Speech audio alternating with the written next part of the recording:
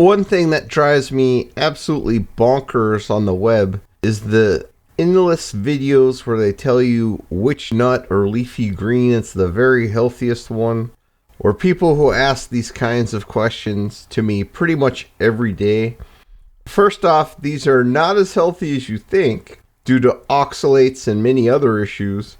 But what really drives me crazy about it is the idea that you're going to be magically healthy and live longer by eating slightly different foods and throwing in a goji berry once in a while or something like that. That's why I groaned when I saw this video about a study about coffee in the morning making you live longer come up in my feed. It's actually very difficult to positively affect your lifespan through diet, or really at all. On the other hand, it's very easy to negatively affect your lifespan. Just ask any actuary or even anyone who simply filled out an insurance application. It's difficult to increase your longevity, but there's about 1 million things you can do that will have a very big impact on your longevity, or really I should say your lack of longevity. That Ralph was stupid!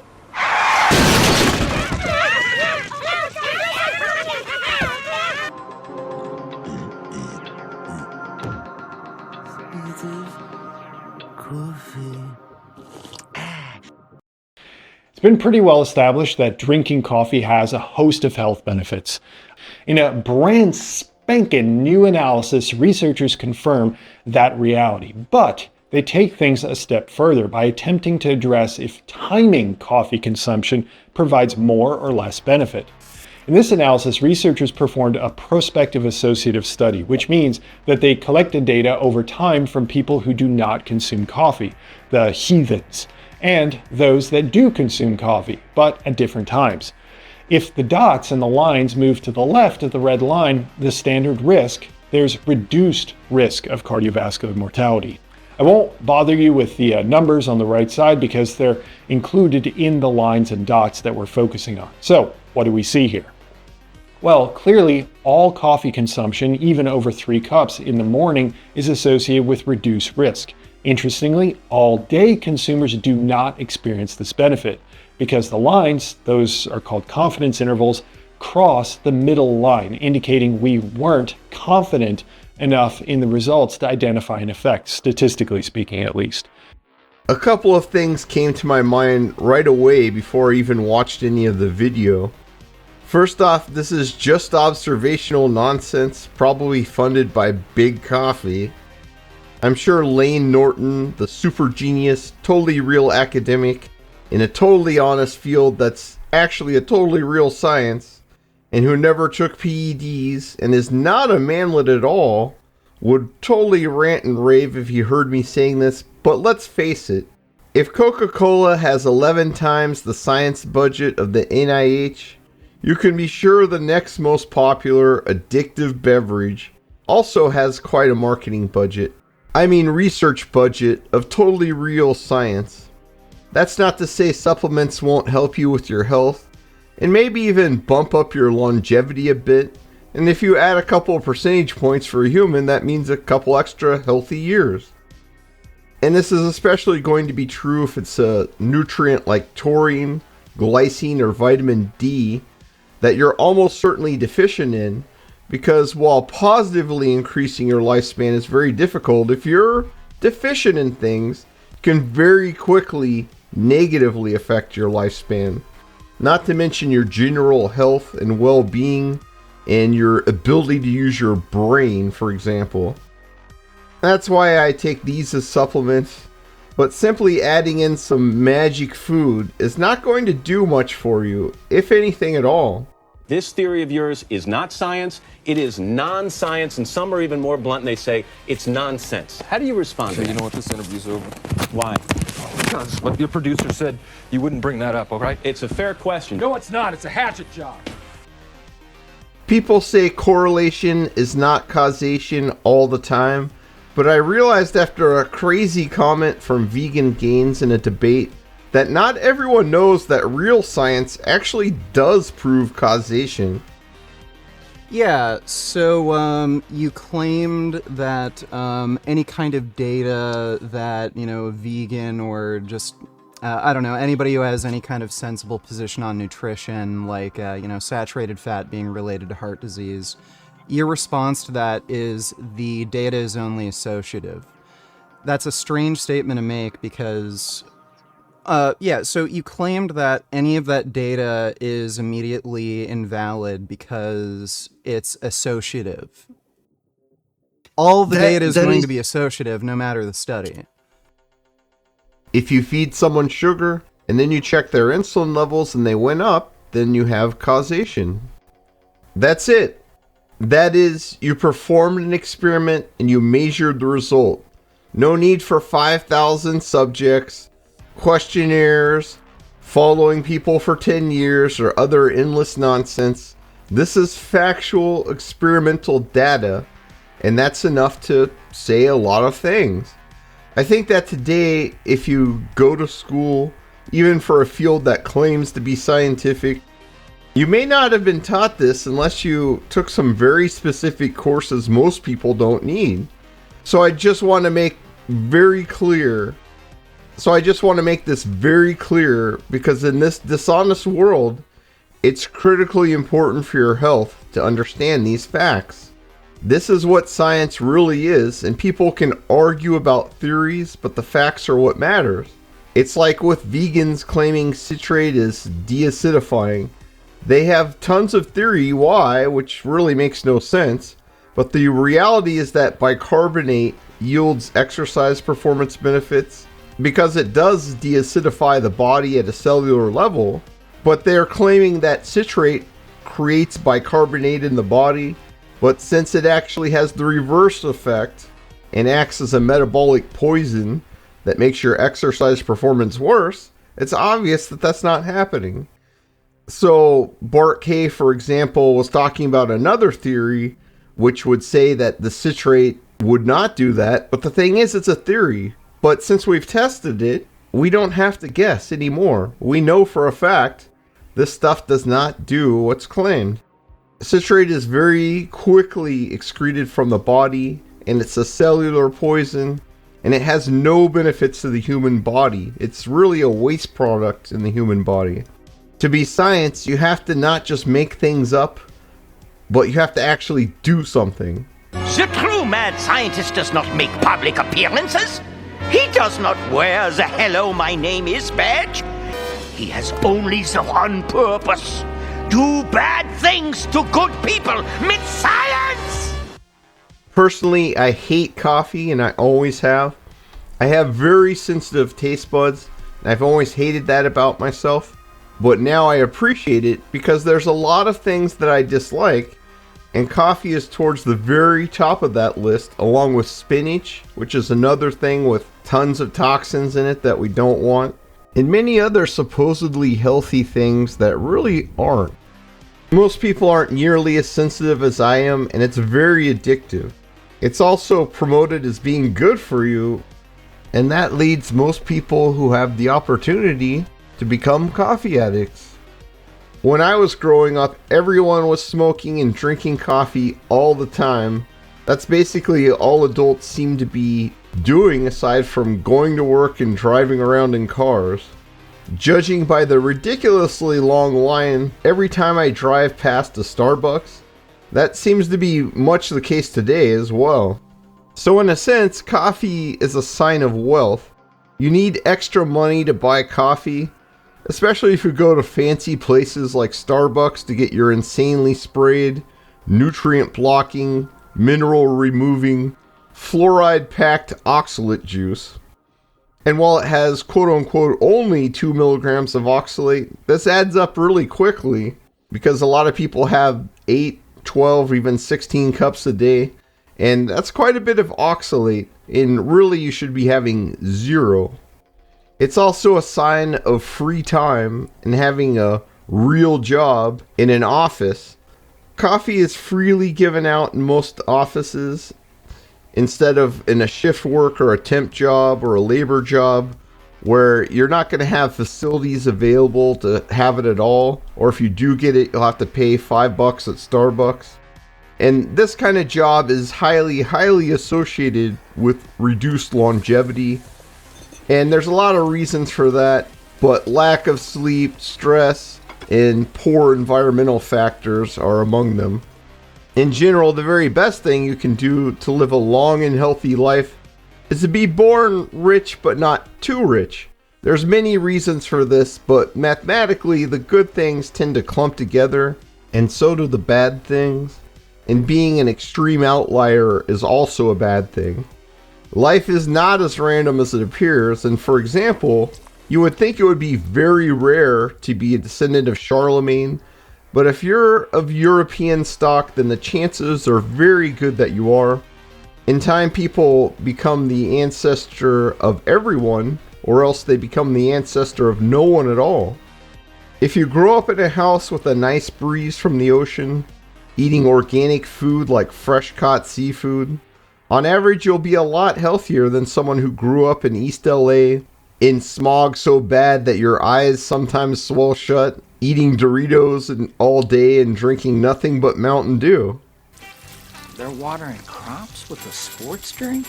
What I'm saying here is that due to economic status, we expect people who drink coffee to live longer. So when I see that they're not living longer, then something's very wrong.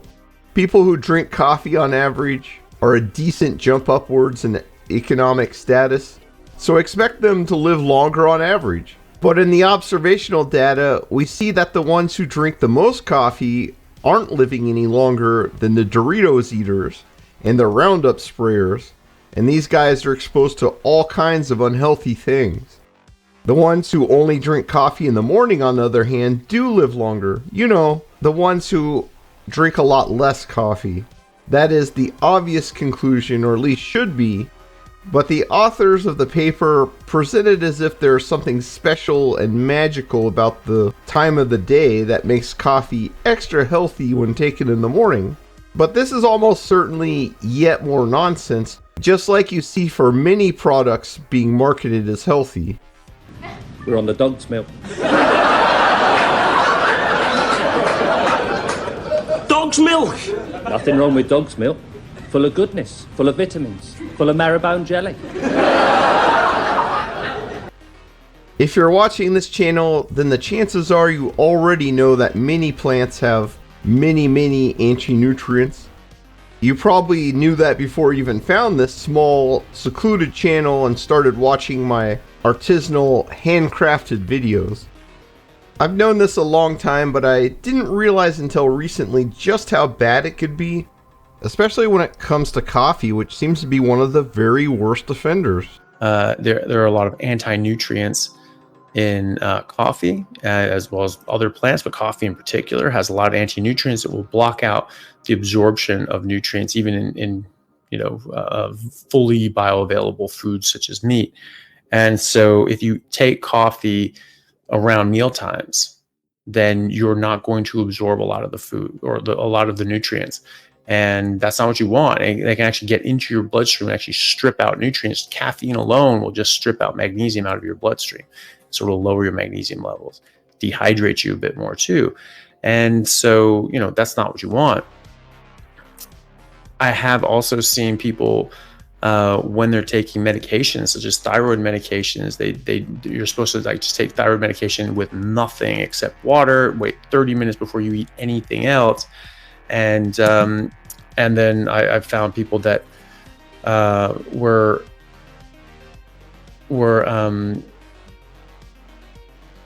having coffee sort of around the time they were taking their thyroid medication, and their thyroid just was not working. It was like they weren't taking anything. Their thyroid was very low. Like their T3 was very low, and they were on T3 specifically. So it was just like, okay, did you stop taking your medications? And they said, no, I'm still definitely taking it. But, turned out that they were having coffee around that time as well. So I said, okay, it was just push the coffee back. You don't even have to stop taking it. Just push it back 2 hours. So you take your thyroid hormone, and then you don't take any coffee for 2 hours, and see what happens. 2 weeks later, her thyroid T3 had doubled. Right. So it was massive difference and massive improvement. on her objective, blood results just by moving the coffee time. So think about that. There's studies with oysters where they have people have a ton of zinc in oysters. People eating oysters, zinc goes up. So you give them X amount of oysters, zinc goes up, big jump in their serum levels, like right away, right? Then they gave them oysters with black beans, only 25% of the rise of the group without black beans, right? So it blocked out 75% of the absorption. So that's quite significant. Then they gave people the same amount of oysters, but with corn tortillas. No rise in the zinc at all. So it completely blocked out the zinc absorption by 100%. And what else was it blocking out as well? Was it just the zinc? Probably not. There's probably a lot of other things that were blocking out as well. So that's what coffee does also. So keep that in mind. When I see people, and I check their vitamins and minerals and things like that, one thing that really holds people back in improving, even if they're on supplements, is coffee. And it really, really causes a lot of malabsorption issues for these nutrients, these vitamins and minerals. And so if you're going to have it, you just have to have it completely separate from any meal and any medication for sure. In recent videos, I've been talking about zinc and copper a lot, and that's because I was surprised to see just how much eating the wrong foods can blot out your ability to absorb these nutrients. Since minerals are taken up by some of the same transporters as glucose, they're blocked by a huge range of ingredients, including glucose itself, fructose, and especially vitamin C. That's right, vitamin C blocks mineral absorption, which is very unfortunate because it greatly affects your ability to detoxify free radicals in the body. Copper is required for ceruloplasmin, and that neutralizes these free radicals. And zinc is also one of the main antioxidants in the body, and it's required for many other things, especially keeping out heavy metals. Blocking minerals is not the only problem with coffee though. It tends to concentrate fluoride, and the cheaper the brand, the more it's going to do this because it'll be more heavily processed.